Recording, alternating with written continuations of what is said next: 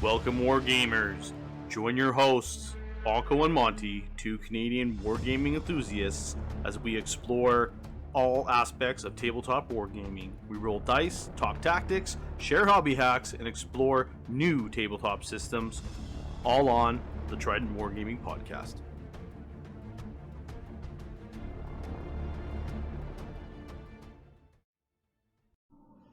Hey everybody, welcome back to another episode. I am joined with Arthur from Deepstrike Studios.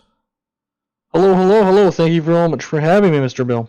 Oh, you were welcome. Today's kind of going to be a little bit of a double dose of an episode.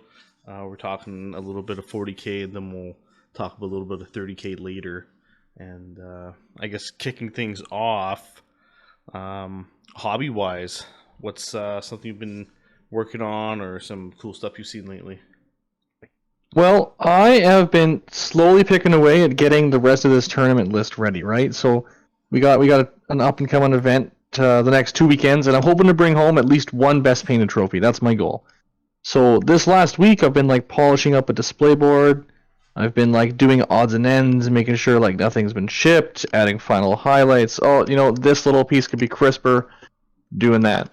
And I think this is the first time I've ever gone to an event and actually had time, a week, 2 weeks in advance, to sit down and really dig through my shit. Yeah. So I got a display board. I'll show you a picture here. And I'm just super excited to get it out there. I spent a lot of time. I really cut my teeth on using weathering powders in this army. And that's a whole other thing that I've never really delved into, and I'm just an amateur at. As we talk hobby stuff and we talk techniques, everyone gets into the hobby. They're like, oh man, glowing eyes, I'm gonna try some OSL. And then you start doing, oh, that non-metal metallic, maybe I'll try some of that. And there's always something new. So for this army, it's been using weathering powders. Yeah, no, that is true. What about yourself, Bill? What are you working on? Well, it's kind of been a little bit of a mixed bag for me. I've been pumping out a lot of terrain. I've got a farewell to Horus Heresy event kind of planned for the weekend, where I'm doing a couple extra pieces. We're going to end up running a 4x18 foot table, and it's supposed to be 6 versus 6, so it'll be 30k of 30k. 4 by 18 feet. Yeah. Yeah, so it'll be good. 3 tables slammed together basically, and for one single showdown. And heretics versus traitors, dawn of war, let's go. Yeah, pretty much. Loyalists versus traitors, heretics versus traitors. Yeah, loyalists versus traitors. It's going to be pretty legit, I think. When we talk, because I actually didn't get a chance to play much actual Heresy. I always looked at it, from a few feet away. I thought it was the coolest thing in the world. If this is your event to end Horus Heresy 1.0, yeah, who's going to come out on top? The Loyalists or the Traitors? Is one objectively better than the other? No, neither side is better than the other. It kind of depends on the era in which the books came out, I guess is the best way to say. Just because as the books progressed, the black books, they got a little bit of codex creep in them, right? And the next book was better, and the Legions started to really get a little more flavorful, which is refreshing because 2.0 has revamped everybody, and it feels very much like they're playing to the fluff of their Legion now, which is, I think, a really big thing, a big positive for the system as a whole. So this new box, it comes out this Saturday, right? No, the 18th. Okay, so next Saturday. Yeah. Oh, that's good. I was worried. I wouldn't have time to fucking crack it and put it together day of, but I'll have time. Yeah. So it comes out next Saturday. People are already saying I'm going to play this Legion. I'm going to play this Legion. And one of the things I've done is I've started to start following Emperor's Children hashtags, Emperor's Children this, and I've even started doing testers about how I want to do, my model, and I'll throw a picture of that too, just so you guys can see. I went on pretty extreme with some highlights because I can't remember who originally taught me this. They said you got to go up to 12 before you can dial it back down to 8. And so that's what I was trying to go for. And I'm worried, like, is it too pink? Will it look good after it's been like weathered and varnished and all that? Yeah. It's a fine balance between highlighting and blowing your color scheme off. It's true. It's true. It's true. But there is a certain risk and reward element to doing color schemes that are a little bit more out of the norm, right? You get a lot more table presence, I think. So even if they are a little extreme, Emperor's Children, that's what they're all about, right? So it definitely plays into their lore, their fluff. Yeah, so I'm going to be trying out a whole bunch of different purples and pinks. I'm going to try out the scale. I'm going to try out Vallejo. I'll try Army Painter. If Army Painter has the best purple pink paint, I'll use it. I hear they got some cool speed paints. I'm not really into that, but if I'm gonna try out every purple pink mix there is until I find the one that is the most Emperor's Children for me. Oh, that's awesome. That is awesome. Emperor's Children, hey. I guess Emperor's Children. I guess while we're talking heresy, we may as well continue with heresy. Fuck it, let's just roll with it. What led you to the Emperor's Children? You know what? What made that Legion reach out to you to want to play for 2.0? Well, taking it back to 1.0, because when I really got into 40k back in like 6th and 7th edition, I was playing originally Chaos Space Marines when I got back in, and then I wanted to fucking I started painting purple, and someone's like, "Hey man, that's a Legion, that's Emperor's Children," and I was like, "Is it?" And I started digging through the books and found out that I was accidentally painting some Emperor's Children. I had stumbled upon this cool color scheme of purple and gold. And then I found out there was this whole other set of rules for an entirely different game called Horus Heresy. Yeah. So I went out and I bought, like, some relic tanks and some specific mark armor, and I built everything. I never actually got into the Heresy. I was using it for 40k as like a... I was actually playing them as loyalists, the ultimate heresy right there. But I fell in love with the color scheme first. And then once I started reading the rules, that they were perfectionists, like martial prowess. Yeah. They did everything better than everyone else, or at least they thought they did, right? They held themselves to that standard.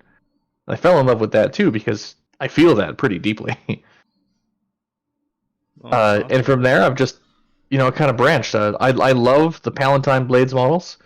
The only time I went to the LVO, I had some Palatine Blades done up as part of a Skyhammer. There was rules for 40k at the time where you could bring drop pods in. I think maybe turn 1. But you had to have some assault dudes and some dev dudes. And it was just incredibly nutty rules, the stuff they could do. Yeah. I don't remember exactly what it was. Like maybe they could charge at a Deep Strike or something goofy for the edition of the time. And the Palatine Blades were just so fucking cool. And then those Terminators, man, the Phoenix Terminators, just beautiful models. So, to be honest, kind of like Fulgrim, I was sucked in by the beauty of something. No, that's pretty fair to say. I think out of the range available, like for all the Legion upgrades, Emperor's Children probably have some of the nicest kits out there, just in terms of detail alone. Like the filigree and everything built into the armor is just, it is over the top. It's so perfect for their Legion. It's, the sculptor did an awesome job on the kit. From a design standpoint, absolutely. And whoever was doing the painting, they nailed it too. Yeah. And when I decided I was going to play Heresy 2.0, do we have a better name for that? Is it just Heresy 2.0? Like, does anyone call it something else? There's been rumors of the Nuge Testament. The one guy who helped do some of the work, he's no longer at Forge World, but he definitely had a big hand in it, and that's kind of the name that's been getting thrown around a little bit. The Nuge Testament. Yeah, okay. Yeah. Well, because Alan Bly did the original stuff, and a lot of the black books are called the Bible. But he passed away, right? He did, yeah, he did. So 2018 or so. Yeah, the studio took over and ended up, kind of carrying on the torch, but it, was never quite the quite the same. So this, I think, is a real revamp towards, I think, what the overall feel of the Heresy is going to be about. Just going through a lot of those YouTube reviews that some of the other channels have done, and listening to the way that the armies are being built or geared towards to play, it's definitely interesting. A lot of refreshing changes, a lot of stuff that is so fresh and new. It's the same game, but it's a whole different ball game. I think the reactions are going to be nothing short of like game changing, really. So, I want to just roll it back here for a sec. I want to talk about the New Testament. Yeah.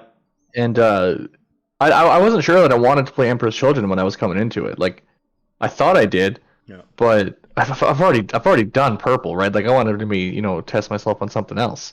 And I looked at a whole bunch of these other armies, and what is there, 18 legions? Yeah. They're all amazing. They've done truly something special with Forge World here. And I was actually drawn to the Dark Angels when we talk about models. They got just some absolutely beautiful models. Yeah, no, that is true. Those, they do. The Inner Circle, the Interemptor Squad, that Praetor is one of the coolest Praetors. Yeah. But I didn't want to fucking paint black. Not again. No, it's true. Black is a fickle color, man. It really is. I mean, I did a whole Sisters of Battle army. Like, I'm talking like 5,000 points of non-metal metallic black. Yeah. It's fun to do, but I've already done that. So I hummed and I hawed, and I eventually did settle back on the Emperor's Children. Now, you've played many Heresy armies. Oh, you've played Space Wolves, Word Bearers, Iron Warriors. Yeah. Is that all? Pretty much? Yeah, that's it for me. Now, as we're going into the New Testament, Heresy 2.0, are you ramping up for something new, or are you continuing on with what you've already done? I'm going to be continuing on with my Word Bearers to start. They're not quite 100% done yet, and I really want to just round that list out, get it finished up to 3K, have something that I can actively play locally. There's a few other Word Bearer players starting. There's a few Ultramarine players floating around, so there's a lot of opportunity, I think, later down the road to bang out some Kelth games and Zone Mortalis, missions and stuff. So I'd like to get them finished. The Iron Warriors are calling my name. I'd love to go jump into them right now, but I know if I start down that path, that the Word Bearers, they won't get touched.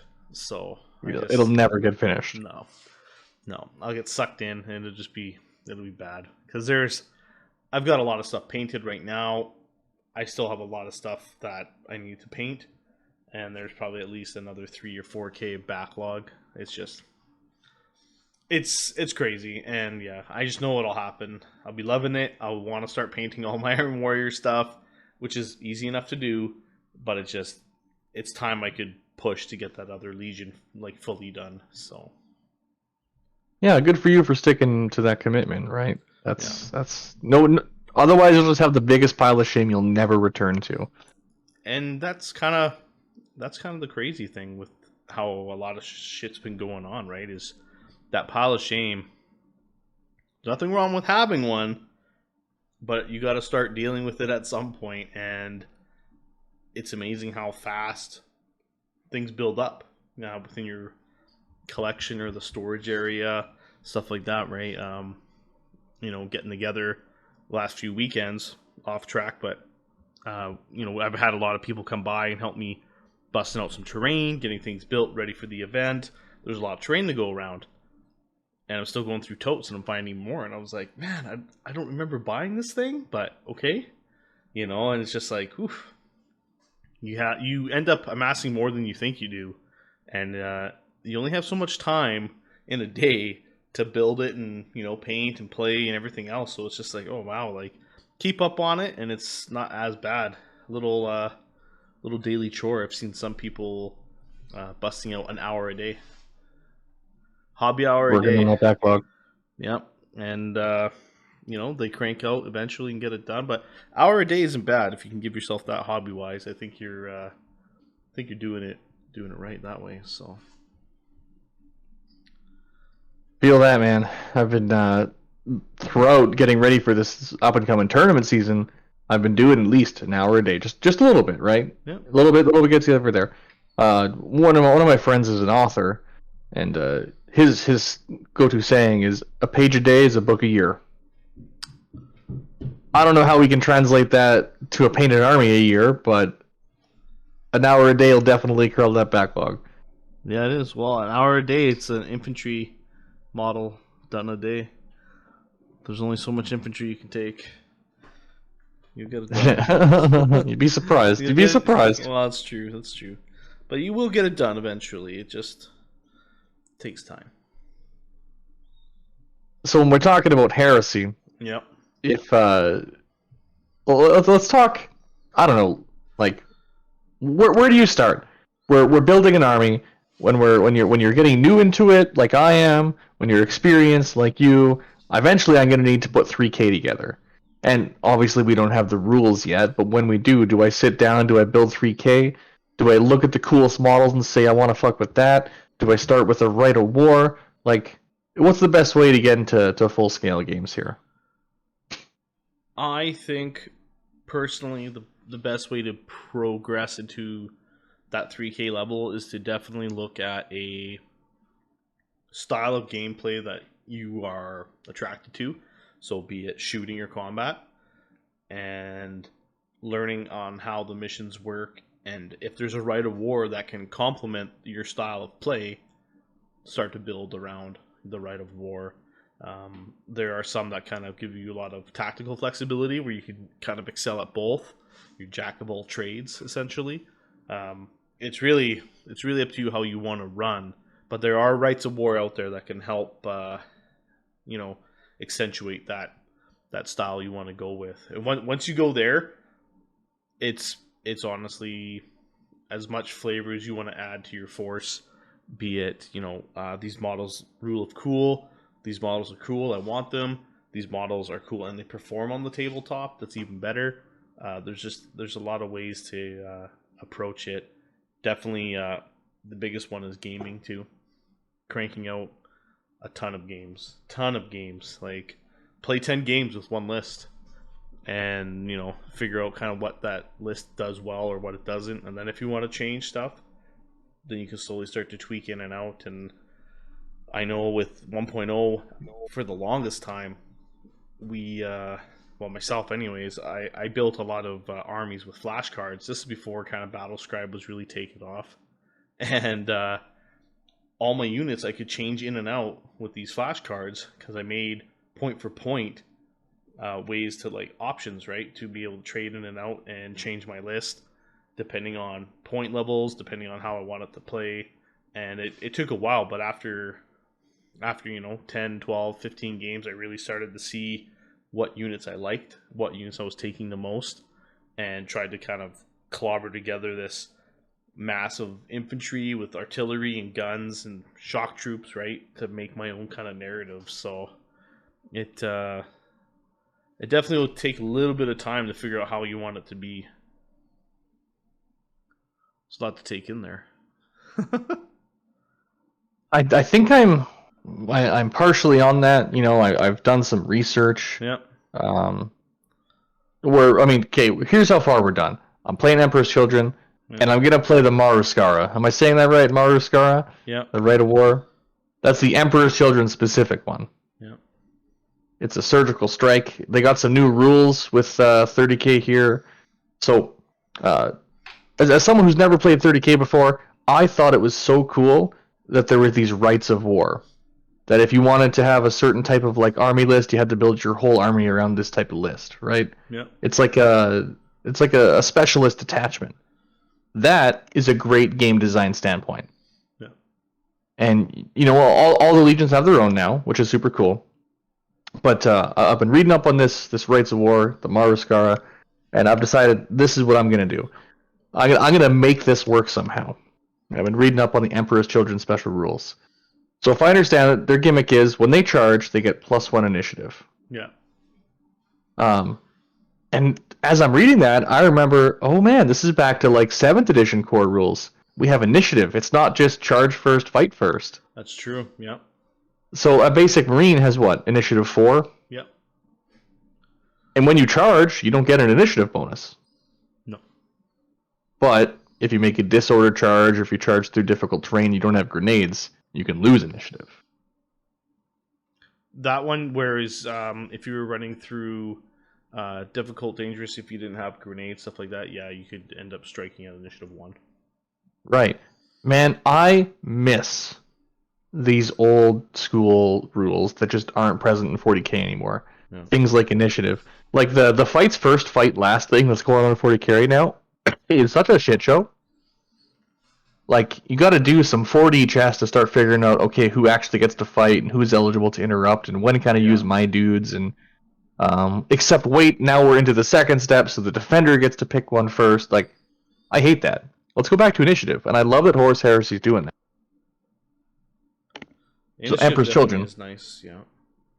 They get +1 initiative on the charge, and they have a reaction. This is like their particular reaction, where when they get charged, they can leadership check, and then charge the charger.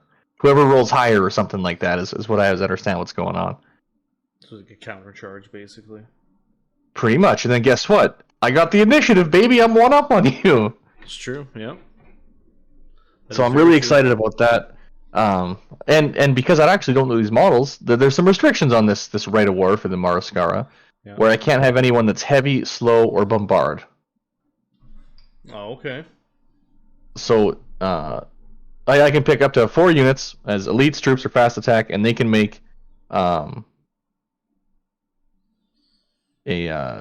some sort of like outflank assault, like a flanking assault or a subterranean assault. But they auto come in. We don't got to roll for reserves, so it's like the perfect surgical flanking maneuver. Nice. That's their whole shtick.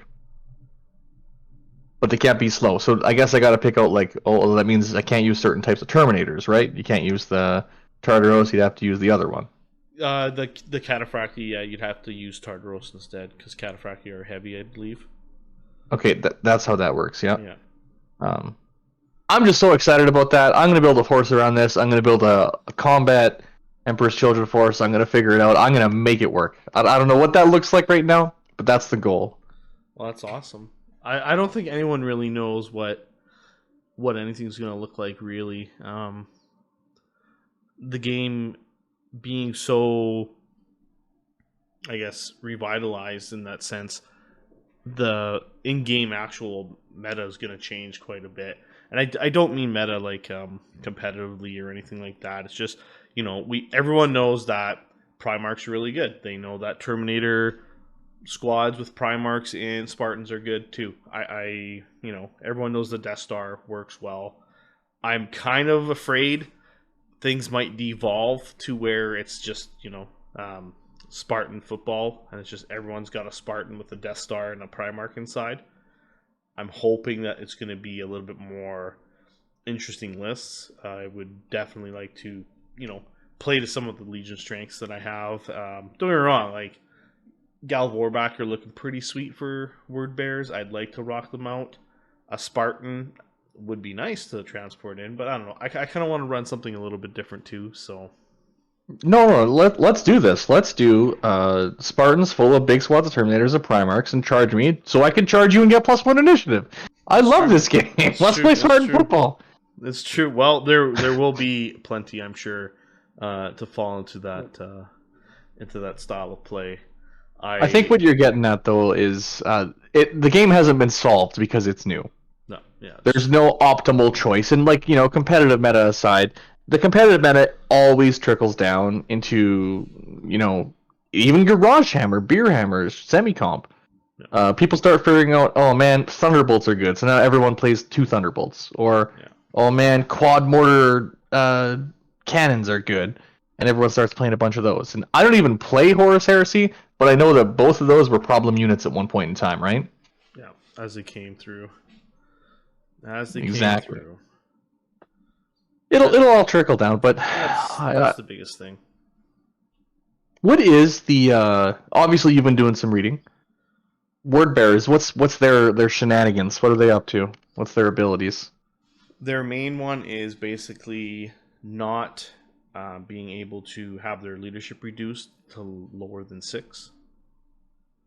Okay, yeah, Which that seems. it seems kind of lackluster, but you got to think regular tactical squads are leadership 7. The sergeant makes them 8. So, like, if you lose by 2, okay, you know, like, yeah, you need a 6. But if you're losing more than that, it's going to be a nasty roll. At least they're kind of capped at 6, like the old stubborn. They also auto win, or they get +1 combat resolution if the combats are a draw. Okay, so they win on the draw. Yeah.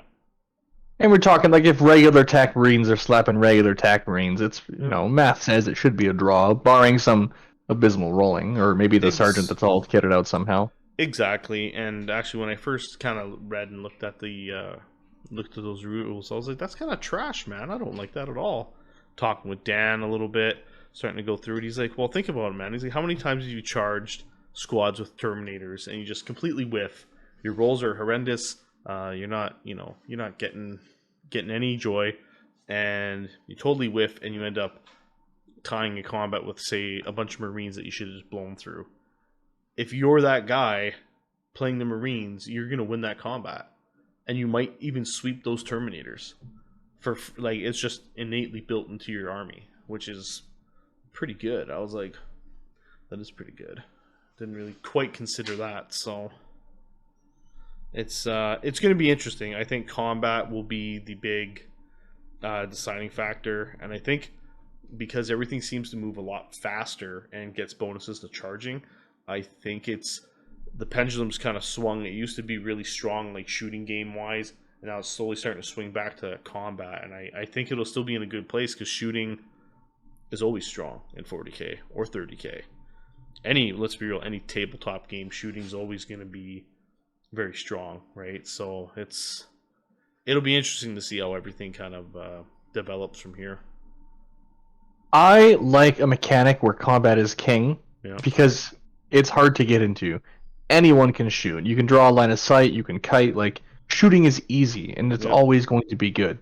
But combat should be visceral, it should be deadly, it should be, like, you know, high risk, high reward. And I hope one of the good things, and with the changes from 7th to 8th and 8th to 9th in Warhammer 40k, is that combat is king right now. Some of the deadliest units are doing it in combat. And, you know, there's some good shooting units too, Tyranids and Venom Cannons and all that stuff. But the deadliest stuff, the most consistent stuff, is combat. And part of that was because they shrunk the board up. Yeah. Which, like, you know, whatever. But hopefully you're right. Hopefully that... And if they're going to come out with match play and for 30k, and I assume there will, that's a lot of money to be making on books, and from some of this it looks like they're going to. If they start putting objectives kind of in the middle and forcing you to get on those, combat will be king, which is good. Yeah, there's a little bit of a talk there on the Goonhammer review. They kind of mention open and matched play in there, and I'm kind of hoping that's legit. I'd really like to see there be clear cut kind of, this is like the box that you can play in if this is the style of game you want to play, and I like having, I guess, a way to differentiate between the two. Sometimes, you know, it can get a little bit skewed on what's narrative, what's not, and that comes really down to interpretation. What's narrative to you isn't to me, or vice versa.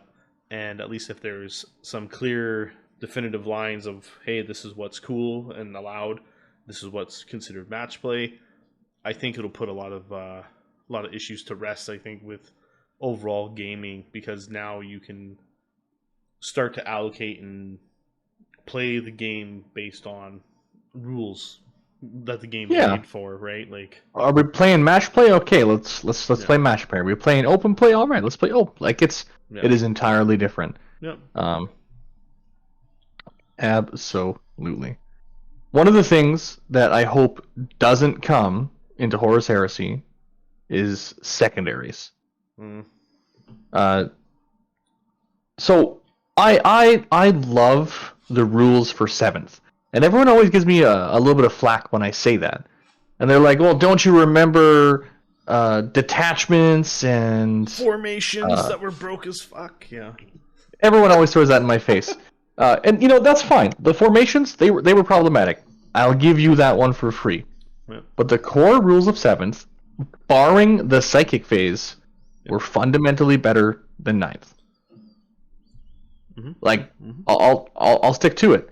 The weapon skill chart, the ballistic skill chart, I would even say the cover system was better because they don't like doing this math of like, okay, +1, -1, +3, -2, armor of contempt, cover. Like that's just the math before you get to the math. Yeah, it gets a little heavy. It really does. So the core rules of 7th, they were simple, but they were complex and they were deep and they had special rules. Which is something I'm so looking forward to. You can flip to a glossary. It says, okay, these guys are fearless. And there's not, 27 codexes of a slightly different fearless rule that has a slightly different interaction. Yeah. This is fearless except for when it's not, except for when the sky is blue and the orcs are in red vehicles, and then it's super fearless. Like, yeah. That's probably one of the most appealing things of Heresy. To me, like from playing both systems, is there is a lot of layers to the game, but across the board, all the legion specific, they all share the generic like army list. That bolter's a bolter, a lasgun's a lasgun. Like you've got it all. I shouldn't say lasgun, lascannon, but all the weapons are the same. All the Iron Halos do Iron Halo 4+. That's what we know, right? It's not the Eye of Mangoth, and you're like, the fuck does that do? And you're like, oh, it's a 4+ invulnerable save. All right, right? Like but that's kind of how 40k is for me, anyways. Guys are telling me, a lot of the items that they're using, and I'm like, cool, man. You can tell me anything because I'll probably believe you. The books are so crazy, right? They really are. It's just. And I don't want to shit on 40k. I love 40k. Yeah. What they've done with the codex is they've made them all awesome, and it feels good. Unless you're playing One Wounds Chaos Space Marines, which still managed to clap my cheeks the other day. You're still like your book feels cool, and your guys feel powerful. Yeah. But they could have done it in a better way. They could have, for sure. So the things I'm most excited for when we're talking about Horus Heresy and rules is going back to 7th edition, but improved. So they've gone away with the psychic phase. Yeah. And one of the critiques of 7th edition was that it wasn't reactive enough. That like when it's the other person's turn, you're just staring there rolling dice. When 8th came along, they tried to address that with stratagems. Yeah. But stratagems never really solved the itch. You had one or two, and it wasn't reactive. Like, didn't really feel like that. Maybe you had a defensive thing you could rotate, but it's not that reactive. No. This reaction stuff they have going on with Heresy, if someone like everyone has Interceptor, for example. No. Overwatch is very powerful. You have movement reactions. If someone gets too close, I'll just move away. That is becoming the closest thing to a very tactical war game of you have to really carefully consider what someone else might do. Yeah. You can't just Age of Sigmar turn them. Well, I got to go twice in a row. Suck it. Like, yeah. It's seeming like it's going to be so reactive, and that's probably the coolest thing that's coming out.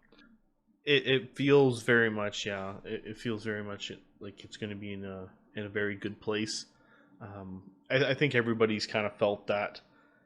Sometimes, yeah, you're just there. Sometimes you don't even get to roll dice, man. Depending on what you're getting shot with, you're just pulling models off, and you're like, "Fuck, man, is it my turn yet?" Like, kind of. Well, hold on, blown off the table, man. Right? I mean, it depends. Do you have a 4-up invul if we're talking 40k? Because half the game is 4-up invuls now. Yeah, that's true. It's like, do you have a 4-up invul? No. Okay, pick your models up. Yeah, pick them up. You're like, shit, man. So it's interesting. Heresy is going to be a really good place. I think you taking the plunge to jump and check out 2.0 is going to be. It'll be worth its weight in gold, honestly. Between the community and everyone we've got going on, it's going to be great. Now they did update the weapon skill chart. Have you seen it yet? Oh yeah, yeah. So I know Emperor's Children, Emperor's Children. They got these sonic shriekers you can give for your dudes, and when you're charged, or if you charge someone, you can give someone a -1 to hit on. How powerful is that? That's super powerful. That's super powerful. Like the way the chart is now, 4 on 4 is 4s, but if you're -1 to hit, it's going to be 5s. 4 on 5 is 5s. Weapon skill 5, I think, is going to be the new like Big Daddy level where if you're not weapon skill 5, you ain't shit. You know, like you're going to be in a bad place. So you need to try and figure out ways to either maximize weapon skill 5 units to try and deal with these other ones, or rely on shooting, or rely on larger squad sizes. Now, if you're adding your shriekers into that too, you're potentially turning 5s into 6s. Like that's nasty, man. Now, fucking get this. I'm gonna take those Phoenix Terminators. We're gonna throw a Phoenix Warden in them. Yep. I think that's it's like a Praetor from what I understand, or something close. And they have these skill unmatched. You get to pick one of 3 options. Okay. You have a guard, a strike, or a fury, and one of them is if you have this special rule, you can increase your weapon skill by 1. Absolutely. But you take 1 less attack. No problem. That's probably the best one right there. Increase your weapon skill by 1. Yeah, so there's 1 for striking and 1 for guarding. So 1 are hitting you, and 1 when you're hitting someone else. So hear me out. Big fuck off squad of Phoenix Terminators. Yeah. Sonic Shriekers in them. And then someone charges me. Well, if I don't get the charge on them, then I'll take the charge. And if I'm not fighting first, I'll hit him with a perfect guard. You know, assuming we're the same weapon skill, because we probably are. Those your 4s turn to 5s. Yeah. And now you're dealing with Shriekers. Those 5s are 6s. Yeah, that'd be nasty to deal with. Yeah, that could be really good. Could be really good. Even even weapon skill 5. You turn the tide enough where I think you could do some good damage. Definitely blunt someone else's charge, right? Totally. And then, you know, maybe they have their big Terminators, or like, I mean, to be fair, if something's charging a big Phoenix squad of Terminators, they got to be pretty killy, like. Yeah. Right. So. Yeah. Typically, strength only attacks strength in 30k. You don't usually fuck around unless you're bringing the heat. So.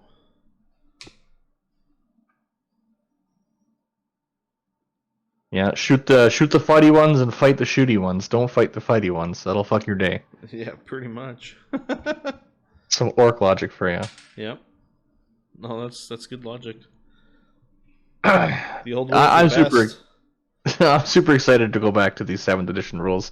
When I'm looking through the data sheet here of like Fulgrim or some of these other Terminators, they just have the list of special rules, and yeah. I know exactly what that does because it's all the same. Yeah. God, I love that. That's so fucking cool. Yeah. Well, that's true. So we'll see how all that plays out. Yeah. I'm kind of curious what they're going to do with terrain rules. Have you seen anything for that? I haven't delved hard into a lot of the terrain rules. From what I remember, I'm trying to recall, it seemed very similar to what it is now for Heresy. Okay, so back to like if you're in Ruins, it's a 4-up, but it's dangerous. Yeah, you can do Ruins, difficult, dangerous terrain.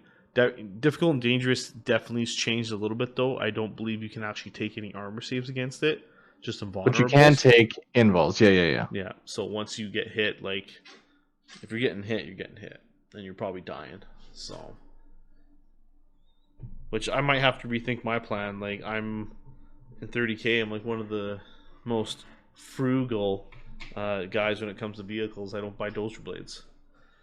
And I just think they're rubbish, but now I might have to rethink that plan because dangerous terrain might be too dangerous.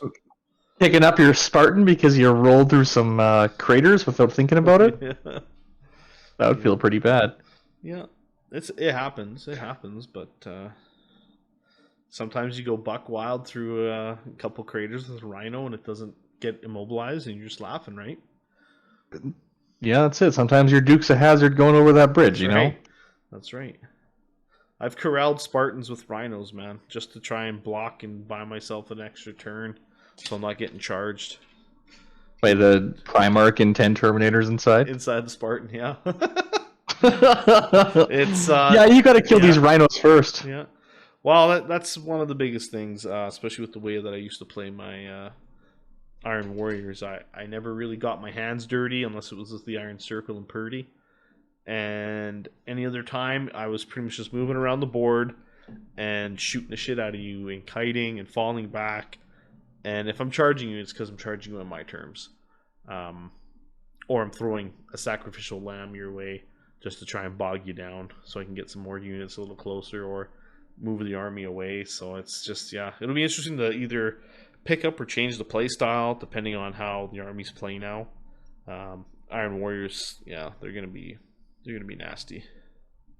Well, the game is going to be fundamentally different, and people are going to have to wrap their head around reactions. People are going to have to wrap their head around the Legion-specific reactions. Yeah. Because they're all tricksy, right? And I think that for a few months, there's going to be some gotchas, and like, you know, hopefully people will be like, okay, like my Legion-specific snowflake rule is I can do this, but you know, it's bound to happen where something's going to happen, and it's going to leave a bad taste in your mouth. Probably right around the time Custodies come out, and their fucking reaction is that they win the game, you know.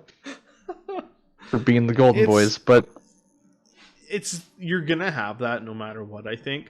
That's new games. The biggest thing is play through the game, crank out, get your reps in. If you're playing, you know, well, I played 3 games in like 3 months, bro. Hey, you know what? That's cool, man, and I'm glad you got to play 3 games. Play like 10, because you probably still will be getting those gotcha moments. Unless you're playing everybody you can and learning as much about the armies as you can. So, you know, it's funny we're talking about that. We actually had a tournament this last weekend, a practice tournament. That's right. Because, as I've alluded to previously, we got tournament season coming up. Next week is Nemesis, the Gamers Den event. Yep. The week after is Red Claw Full Auto, and then we have like a 3 or 4 week lull before we hit up Hometown. Yep. There's, you know, three big events in Edmonton, and you know, when we talk about Edmonton events, there hasn't really been any since before COVID, so this is kind of a big deal.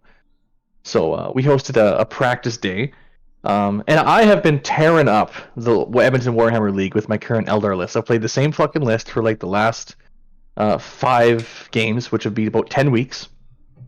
I've been practicing this list, you know, versus a lot of people, and in the league I'm undefeated and I've got the most fucking points. So I thought I was top dog. Big boss, right?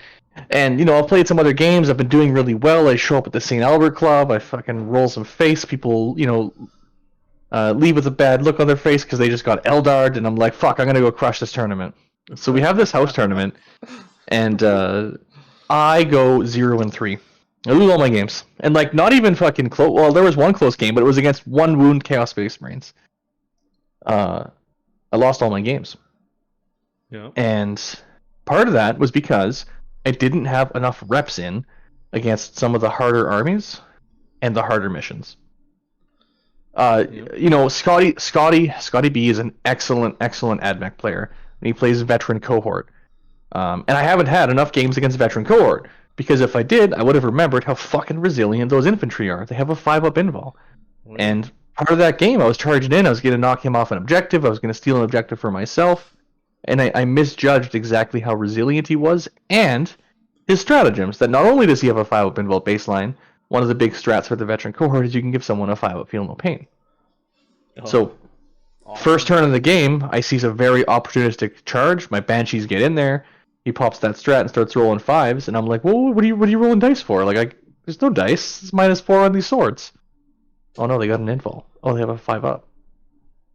That is why you need to get more than, you know, 3 games in a month, and I have been. But even if you're getting a game or 2 a week, if you're not getting a game or 2 a week against the right list and the right players, it's true. You're going to experience that. It's true. It's true. I played in the same weekend. I went 1-2. and some of those games were a little nasty. I was the guy rocking out One Wound Chaos Space Marines, and played some Black Templar and Custodes.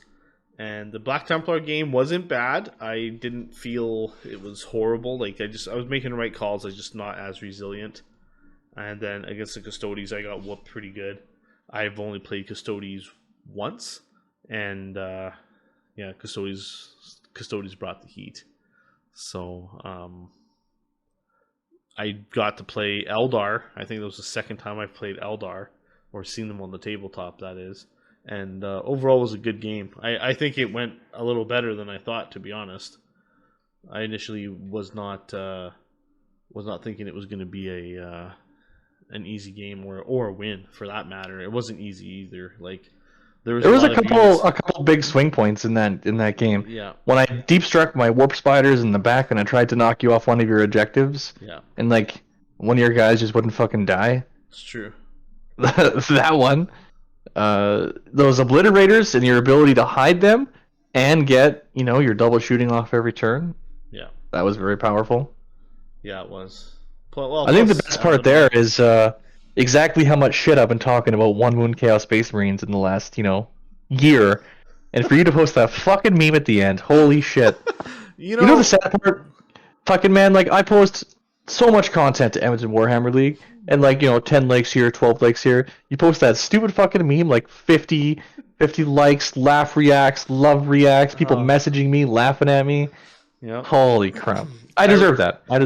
I recognized a lot of Chaos Space Marine players, and I could tell, man, there was this, like, behind them, right? They were like, fuck yeah.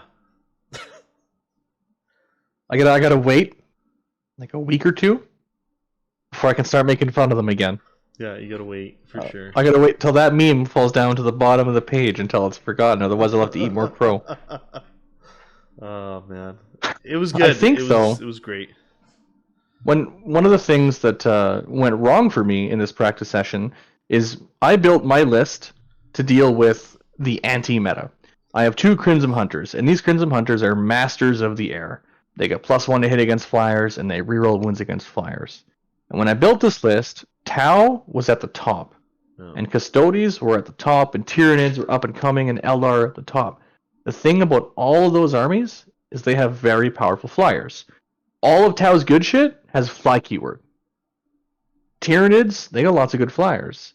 Fucking Eldar if you have a vehicle, it has fly. They're like, except for Warwalkers, I guess. It's true. But what kind of idiot plays Warwalkers? I do. I'm the idiot.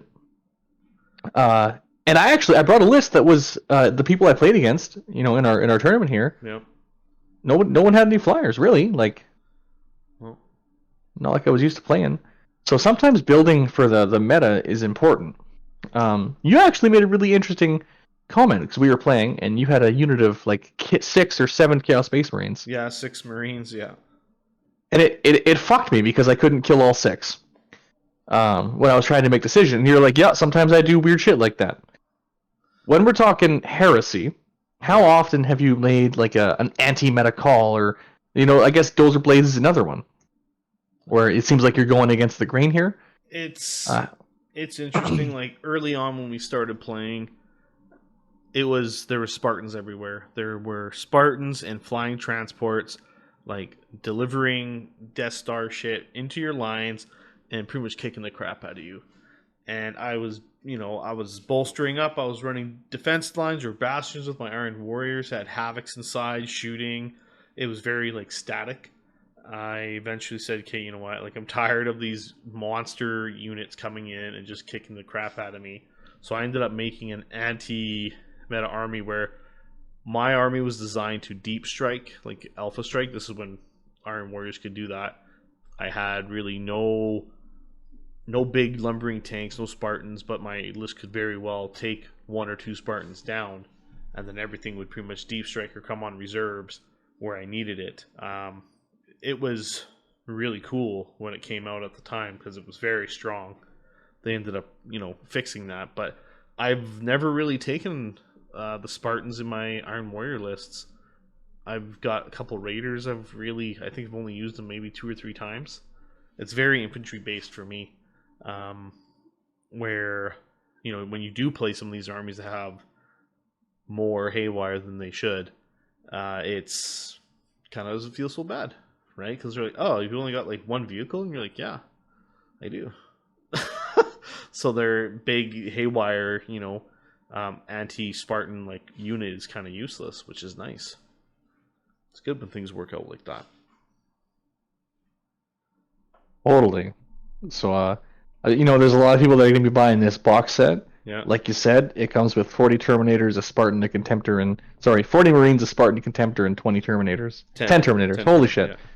There's a lot of people that are going to see those 10 Terminators, see that Spartan, and Oh yeah. just put that together.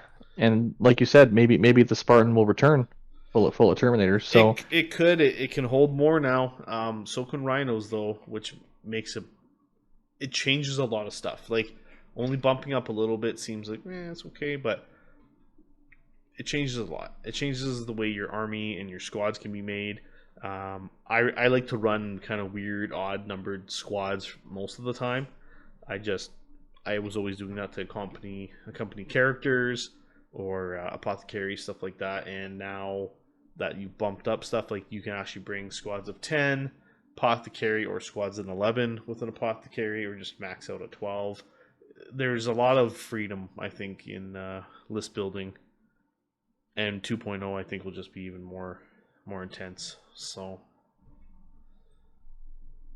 it definitely will be. yeah, I'm curious to see what people are going to come up with. One of the things I distinctly remember was kind of playing 40K back in like 2010 during 5th edition. And while the internet was still a thing then, at the time it was kind of less prolific for like, meta list of the month, army list of the month. People kind of just played their dudes. And and then Grey Knights came out and they broke everything and they were over the top, and then Blood Angels were also the same thing. But there was this brief moment in time when you could actually just come up with the list yourself, play it, because and it was cool. I really hope when people are playing Heresy, they take your attitude and they start kind of thinking for themselves, and they play like, hey, actually, you know what, this would be kind of good. Maybe I should play this. Yeah, there's rather than fucking Richard Siegler won this with this list, so I'm going to play his list. Yeah, there hasn't been anything like that for quite some time. Like Netlist, yeah, okay, you can run Netlist like if you want to. It really depends, right? Like you can run Richard's list that he runs, but you may not actually win games with it. And you can take you're not Richard Siegler. No, and you can take internet lists. If the internet's telling you to take 2 Spartans and 20 Terminators and sprinkle your assault marines or tactical marines on there and you're good, okay, great, like cool. It may not suit you. You may not like that. So it's not worth doing.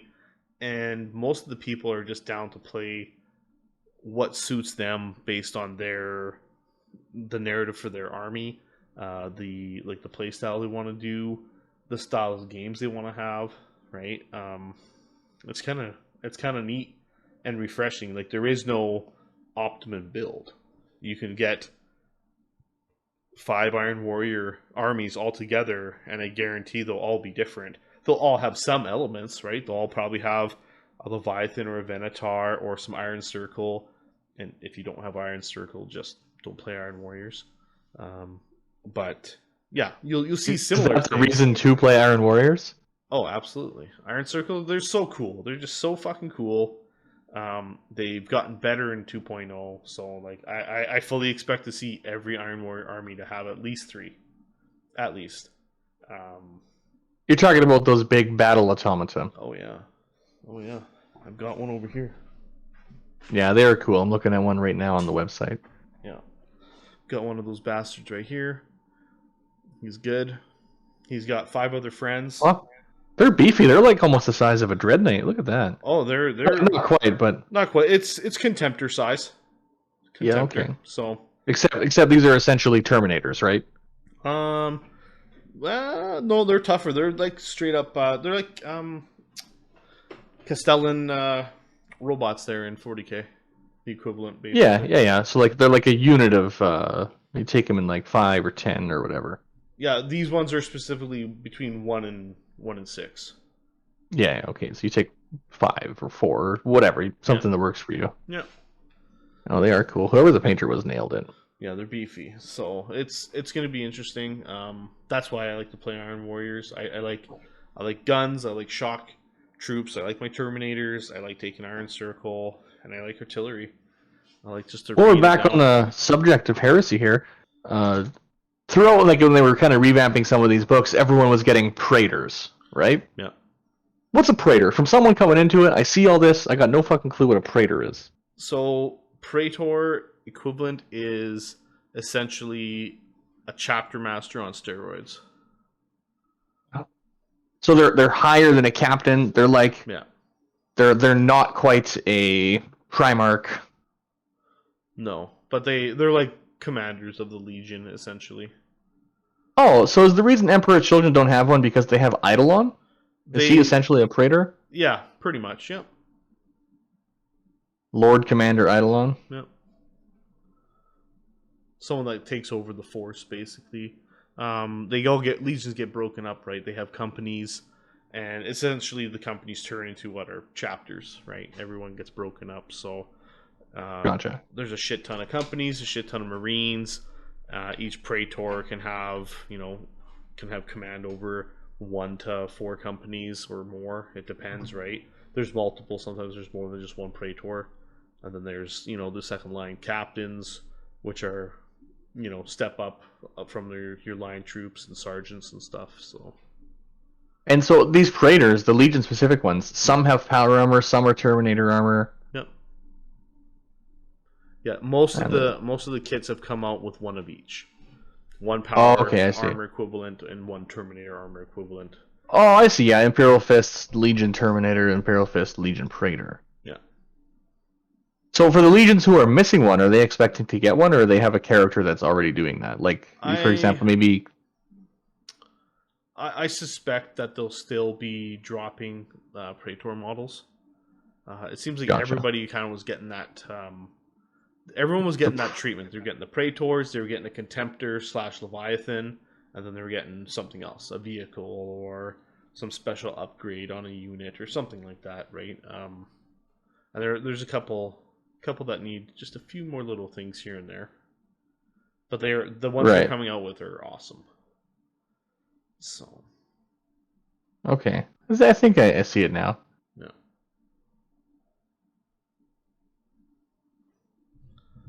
And the Night Lord's Praetor slaps, dude. Yeah, what a cool guy. Sick. It's pretty sick. I like the Night Lord one. Even the Alpha Legion one is pretty legit. Now, in the box set coming out, you get 2 character models in your shit here. Yeah. What are these character models? What am I looking at? They're basically Praetors. And do you know if like there's some kit for them, or like you have to build them according to box art? I believe that currently the only kits are the ones from Forge World, and then whatever is in this plastic box. From there, I suspect they'll probably end up doing some sort of a limited kit or like a plastic kit where it'll be multi-piece. They had a lot of like limited edition stuff that was dropping at events and stuff like that, where you could get like, get the Tribune Praetor, and he's in Tartaros and he's all ornate and looking really cool, special weapon and stuff. And they're essentially Build-A-Bear, right? You can build Praetors however you want to build them. Okay. Any weapon combos that are like legal, you can make some pretty gross little mini meat grinders. Obviously, the named captains that you can buy that are in the lore can usually be a lot. They bring a lot for what they're worth. Some have gone up in 2.0, some have gone down, but they're always going to play well and have a lot of, I guess, kind of heaviness to them of what they bring through the lore, right? You can really build your force around a very specific point in time, which is nice. It's one of the reasons why I think 2.0 or just Heresy in general should be very much left as like pure as it can be. I'd really like to see everybody getting to use the flavor from their legions through special unique characters, named characters, to really just kind of amp it up and make things how they're like intended. If you're running a World Eaters army, you want to run Karn, like yeah, run Karn. You should be able to. Same with Emperor's Children. If you want to run Lucius, or you want to run Saltarvitz, Fulgrim, right? Like any of these models that we have and we have character sheets for, it's nice to bring them in. Nice to have these battles with the named guys. You can reenact stuff out of the fight. You could do some really wild stuff. So Was it not common in like Heresy 1.0 to bring some of these name characters? Were they too expensive depending on the character? It kind of depends on what you were playing, right? General pickup games, it was pretty much anything went. It was fine. Events were kind of half and half. Some were bring anything, it didn't matter. Some were restricted to, no name characters, and then some even went a further step where it was no name characters and very specific unit building. Some units were restricted or not even available in certain point levels, and I think that was done in a attempt to try and balance out some of the stronger things, so it didn't create these feel bad moments. But at the same time, when you're diluting diluting the pool, you're taking a little bit away from the game itself too. You never played Ninth Age, right? Like the independent spin-off of Warhammer Fantasy after they killed it? No. So Ninth Age was created to be like a competitive war game. And all of the individual armies had their own special things. But there was essentially, when I was playing, and I can't speak about it now, no named characters. And you had to take like so much core, so much ranged. There was very limitations on like how you could build your army. And it ended up sometimes feeling very stale. Yeah. If you were playing against Wood Elves, you were playing against Wood Elves, and like there was pretty much only one way to build them. And maybe there was some wiggle room, but like once it all get down to the nitty gritty, there was no difference between the armies. Yeah. This Wood Elf is going to be a big block of trees, a little block of dudes, and something else. That's the and only one of the thing things I found was that there was no flavor, that these named characters genuinely bring something, whether they're overcosted or not, or broken or not, especially when they unlock like detachment changes, like in old school 40k, when you had a biker captain and white scars, you could unlock bikers as troops. That enabled an entirely different type of build, which was cool to see. So for the purposes of flavor, I hope that there is like a reason to take named characters and unique detachments. Oh yeah. It really depends on ultimately like the type of events and people you want to play. For the most part, I think everybody's on the same page. They want to bring their name stuff. Everyone wants to bring the toys, right? They want to bring the goodies. I know, like this weekend we talked about the Heresy wrap up, right? About what we're actually going to be talking about and what kind of games are we going to play? Do we want to bring Warhounds? Do we want to leave those out? And it was like, let's bring pretty much whatever, except let's leave the Titans at home. I was like, okay, that's fair, right? Like, that's fine. You can still build some really powerful lists and really fun lists. Like, we decided to kind of do like a bluff thing, or not even a bluff, just kind of like show our cards. We're posting our lists ahead of time. So we've been taking turns posting our lists, where one of the trader guys will post a list and then the loyalist guy posts their list, and you keep them, you're locked. Like, that's it, right? And that's been kind of fun, going back and forth. I'm running all infantry, no vehicles at all. So I've got per Turabo a shit ton of Tyrant Siege Terminators and as many Terminators, Dreadnoughts, and infantry as I can fit in my army. That's it. What the heck is a Contemptor Cordus class Dreadnought?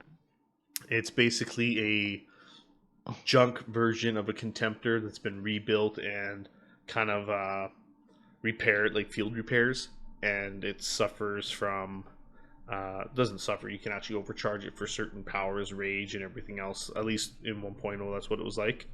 And it can be very powerful, actually. They were really good. Scary in combat, shit at shooting. But if it got into your lines, you were in trouble. Like, it wasn't something you could just ignore. You had to deal with it. Is there models for this, or is this just an entry that didn't necessarily have a model? That's basically an entry that didn't have a model that you could convert to make your own. Yeah, you could make your own junkyard contemptor. Yeah, it's not hard. Heresy very much still embraced like the conversion aspects in games, where I think 40k is going away from that quite rapidly.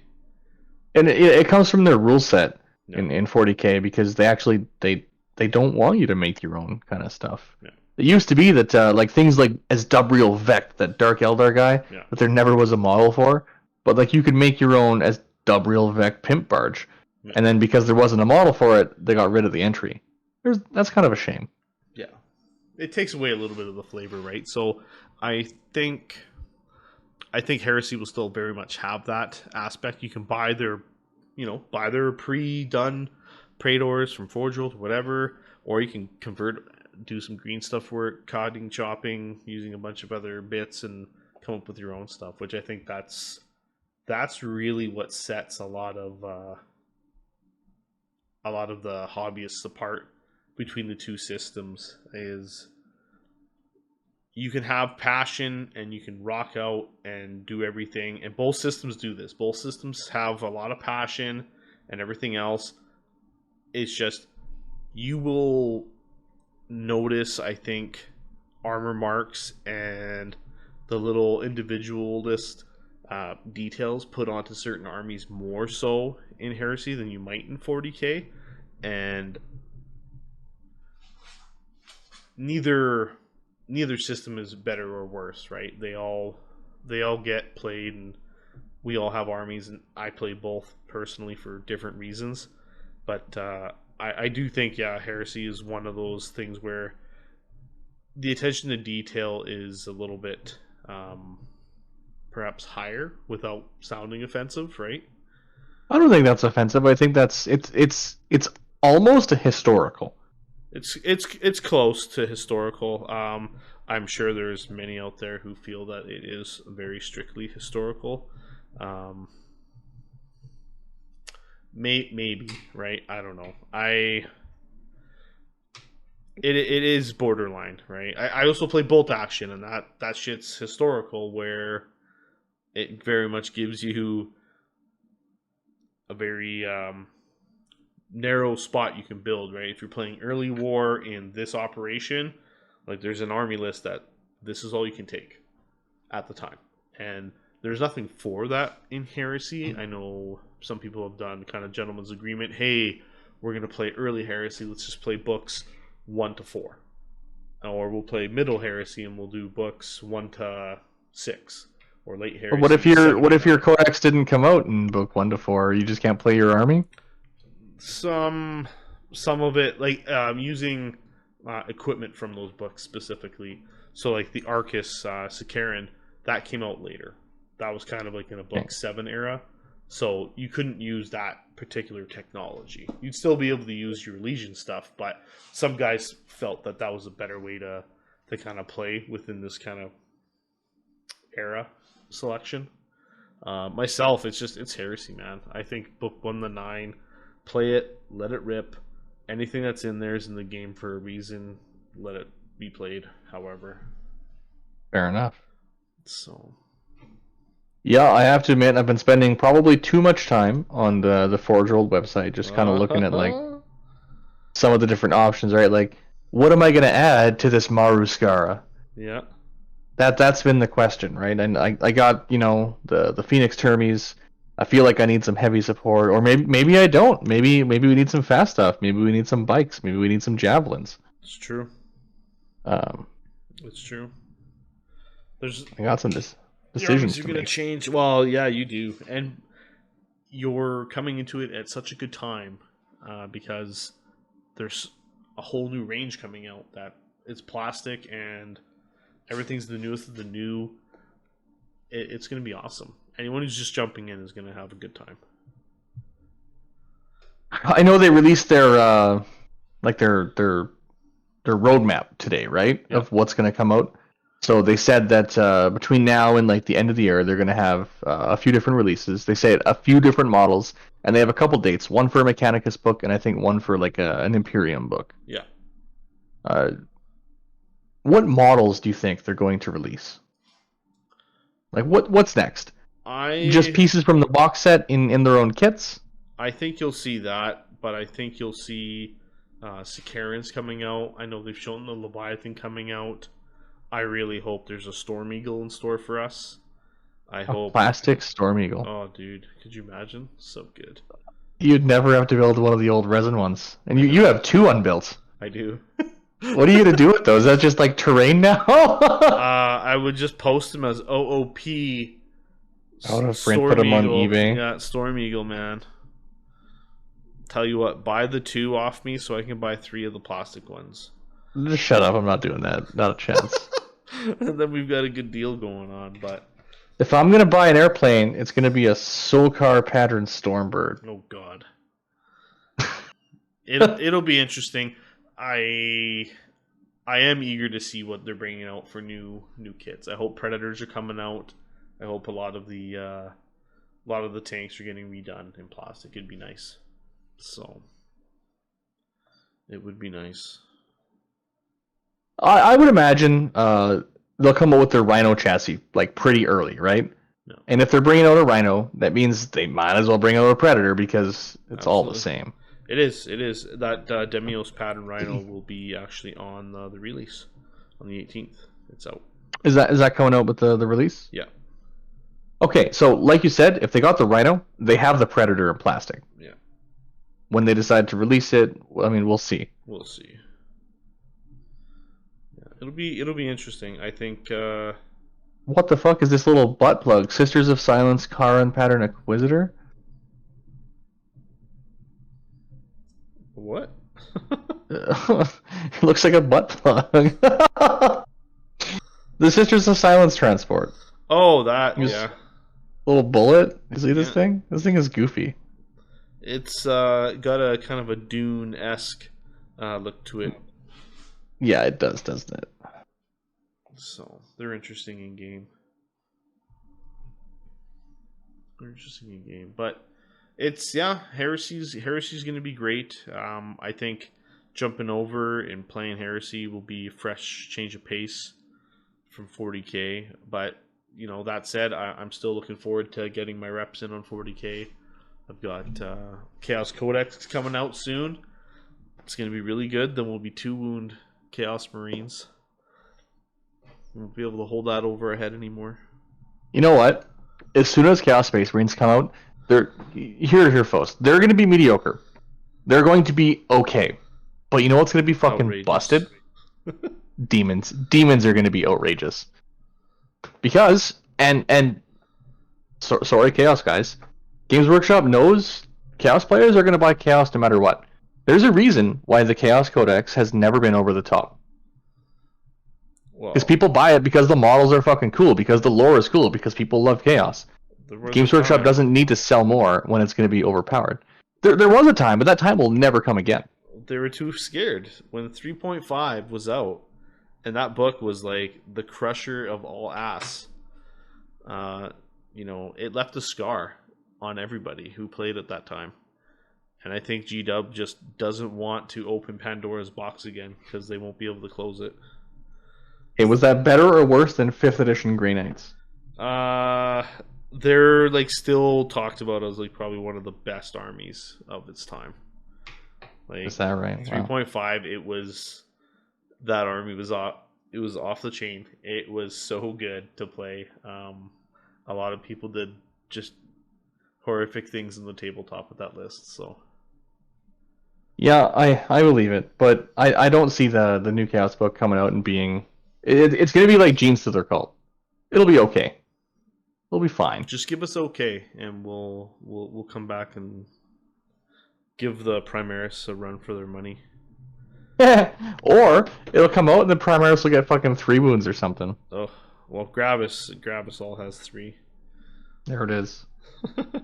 So, no, that'll be good. Well, we'll definitely have to kind of keep everybody posted as things progress. We've got a big influx of new Heresy players coming in. Some are 40k guys, some are never played anything but like kind of historical. Some are just jumping in fresh altogether. It's going to be interesting to watch all the armies kind of build up together and start rocking out through the slow grow. So I'm looking forward to lots of pictures, lots of action to show. There's a lot of guys who are eager to be painting new stuff, so I think there's going to be tons of content coming out in the next little bit. It'll be great. Yeah, you're totally right. I'm looking forward to it. I'm going to play in that Heresy slow grow. I'm going to keep playing and running the Warhammer League. I'm going to try to do both. And I'm going to try to play painted for Heresy. There you go. Which is a feat, right? You get those new models, you build them, you want to play them, but I'm going to try to play painted. That's restraint. That'll be interesting to see for sure. For sure. Well, thank you, sir, for jumping on to the podcast with us once more. I do appreciate it. My pleasure. Please, if you're tuning in, you're listening, and if you're as excited about Heresy as I am, throw your Legion down in the comments if this is on YouTube.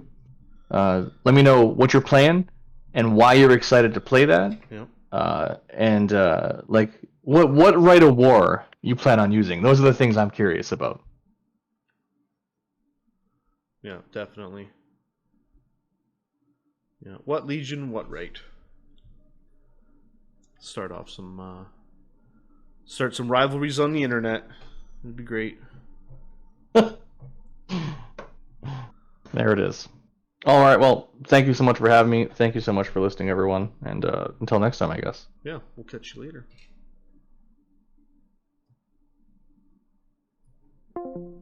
Trident Wargaming. Build it, paint it, play it.